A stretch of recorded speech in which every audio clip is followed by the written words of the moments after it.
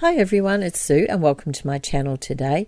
Today I'm going to use the Housie Lotto cards that I got from a recent haul, and I'm going to decorate them and make them into some journaling cards. Here you can see I'm just showing you some of the things I'm about to use, and that one wrapper was actually a wrapper from a loaf of sourdough bread that kind of had a vintage feel, so I decided I'd keep it and use it in one of my collages or something. I've also got some book pages, some vintage tickets.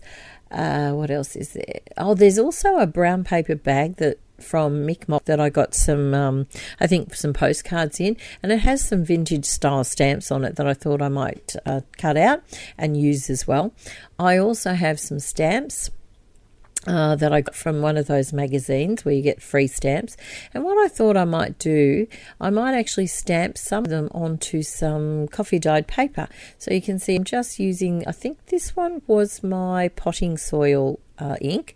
It's an archival ink, and I'm just stamping onto the paper just so that it gives me some focal images to use.